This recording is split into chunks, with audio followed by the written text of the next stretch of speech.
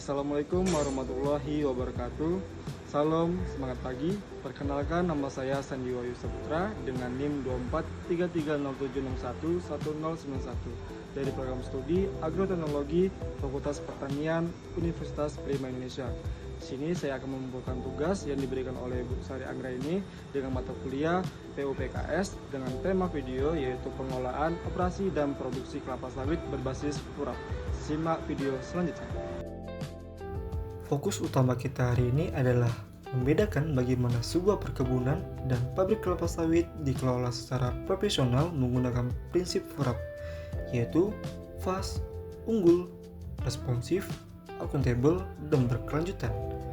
Kita akan menelusuri perjalanan satu butir perondolan dari pembibitan hingga menjadi tetesan CPO murni.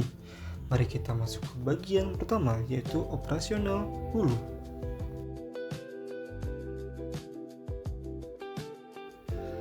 Tahap pertama yaitu pembibitan. Segalanya dimulai dari sini. Di tahap pembibitan, prinsip unggul adalah panduan utama. Pada tahap pembibitan ada 3 fase. Fase pertama yaitu seleksi kecambah. Kita tidak menggunakan bibit sembarangan. Kita menggunakan kecambah yang bersertifikat dari sumber benih resmi. Mengapa? Karena genetik menentukan 70% dari potensi hasil. Pada fase kedua yaitu pernuseri. Selama 3 bulan di polybag kecil, bibit kita awasi secara ketat. Jika ada bibit yang daunnya menyempit atau menggulung, kita akan off-cure segera.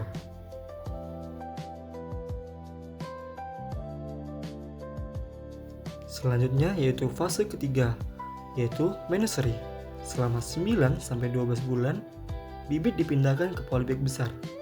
Di sini, manajemen penyiraman harus responsif. Tanaman sawit butuh sekitar 2 liter air per polybag per hari. Jika kekurangan air, bibit akan stres dan pertumbuhannya terhambat. Kita juga melakukan pemupukan rutin setiap bulan dengan dosis yang terus meningkat sesuai umur bibit. Tahap selanjutnya yaitu ada persiapan lahan dan penanaman. Saat lahan siap tanam, kita melakukan prinsip B, yaitu berkelanjutan. Di tahap persiapan lahan dan penanaman, di sini ada 2 fase. Yang pertama yaitu metode penyiapan. Kita menggunakan metode zero burning atau tanpa bakar. Semua sisa tumbuhan ditumbang dan dicacah menjadi mulsa alami.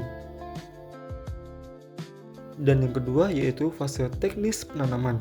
Kita membuat pancang dengan jarak tanam segitiga sama sisi, biasanya berukuran 9 meter x 9 meter. Dengan kerapatan standar 143 pohon per hektar. Kita memastikan tidak ada pohon yang bersaing untuk mendapatkan sinar matahari.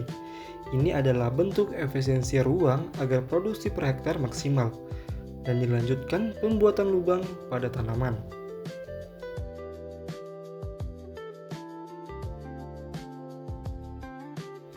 Tahap selanjutnya yaitu pemeliharaan tanaman menghasilkan. Setelah ditanam, pohon memasuki masa tanaman belum menghasilkan selama 3 tahun. Di masa tanaman menghasilkan, operasional harian meliputi seperti pengendalian gulma, yaitu menjaga piringan pohon tetap bersih. Kemudian pemupukan, memberikan nutrisi makro dan mikro berdasarkan hasil analisis daun di laboratorium. Kita menerapkan prinsip akuntabel. Sebelum pupuk ditabur, tim riset mengambil sampel daun dari LSU. Kemudian pruning, memotong pelepah yang sudah tua untuk mempermudah panen dan menjaga sirkulasi udara. Hal ini dilakukan semua agar tumbuhan tidak mudah terserang hama dan penyakit. Di sini pilar responsif diuji. Jika ada serangan ulat api atau ganoderma, tim harus segera melakukan tindakan pengendalian agar tidak mewabah ke seluruh blok. Tahap selanjutnya yaitu pemanenan. Di sini mencakup 2 pilar yaitu fast dan akuntabel. Inilah saat yang dinanti.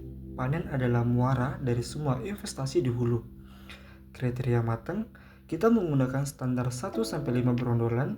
Jika belum ada yang jatuh, buah dilarang dipanen karena rendemen minyaknya belum optimal. Di pilar fast, TBS yang sudah dipanen harus segera dievakuasi ke TPH dan diangkut ke pabrik. Karena proses enzimatik dimulai sejak tandan dipotong. Semakin lama buah di lapangan, asam lemak bebas akan naik, yang artinya kualitas minyak menurun. Kemudian, pilar akuntabel. Setiap pemanen memiliki nomor mandor. Jumlah jenjangan dicatat di buku panen. Ini memudahkan kita melacak produktivitas setiap blok secara akurat. Tahap selanjutnya yaitu alur operasional hilir.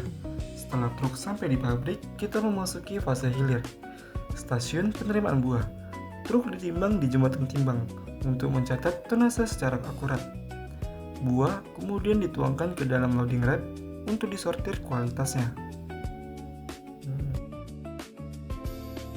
Selanjutnya yaitu proses sterilizer atau stasiun perebusan. Sterilisasi adalah proses pengolahan TBS tanam buah segar menggunakan uap air panas bertekanan tinggi di dalam bencana tekanan yang disebut sterilizer. Tujuan teknisnya ada 5. Yang pertama, mematikan enzim lipase. Enzim ini secara alami ada dalam buah sawit dan berfungsi memecahkan lemak menjadi asam lemak bebas. Dengan perebusan, enzim ini merusak sehingga kadar ALB tidak naik. Yang kedua yaitu memudahkan lepasnya berondolan. Panas akan merusak zat perekat pada tangkai buah, sehingga buah mudah lepas dari jenjangan saat di mesin thresher. Dan yang ketiga, melunakkan daging buah, agar saat di mesin digester dan press, minyak lebih mudah keluar karena jaringan selnya sudah lunak.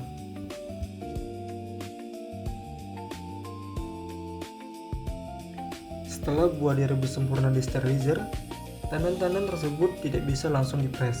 Kita harus memisahkan berondolan dari jenjangannya menggunakan mesin yang bernama thresher atau sering disebut drum perontok. Stasiun penabahan. Setelah direbus, buah masuk ke mesin thresher. Ini adalah drum silinder raksasa yang berputar pada kecepatan 23 hingga 25 rpm.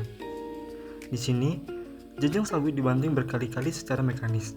Gaya banting ini akan memisahkan berondolan dari jenjangannya.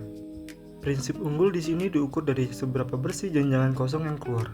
Jenjangan yang sudah kosong tidak dibuang begitu saja, melainkan dikembalikan ke kebun sebagai pupuk mulsa.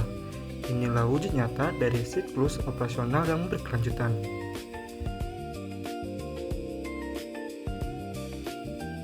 Stasiun selanjutnya yaitu stasiun digester atau pelumatan berondolan. Berondolan yang keluar dari thresher dikirim menuju digester. Mesin ini berupa tabung silinder vertikal yang dilengkapi dengan pisau-pisau pengaduk.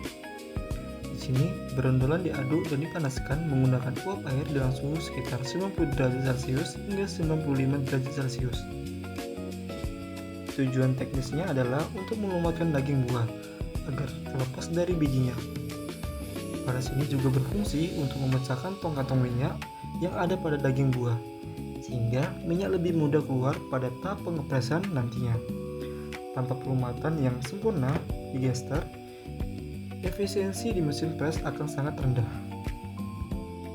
Setelah dilumatkan, massa buah masuk ke mesin press. Ini adalah mesin utama untuk memeras minyak. Cara kerjanya adalah dengan menekan massa buah menggunakan buah baut yang berputar berlawanan arah di dalam sebuah silinder berlubang. Di sini prinsip unggul dan responsif sangat diuji. Operator harus mengatur tekanan pada bagian ujung. Jika tekanan terlalu rendah, minyak akan banyak tertinggal di ampas.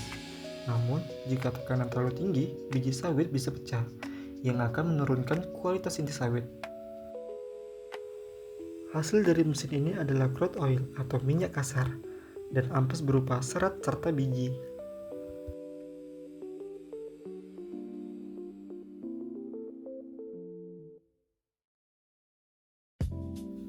Kita berlanjut ke bagian hilir yang tidak kalah pentingnya, yaitu stasiun kernel.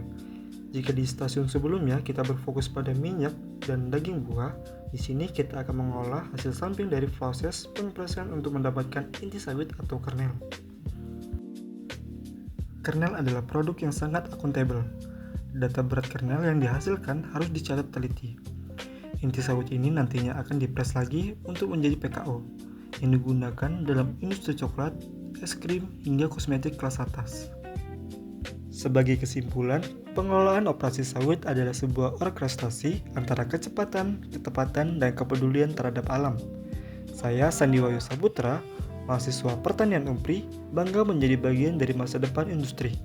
Terima kasih telah menyimak video ini. Salam Planters, salam pertanian.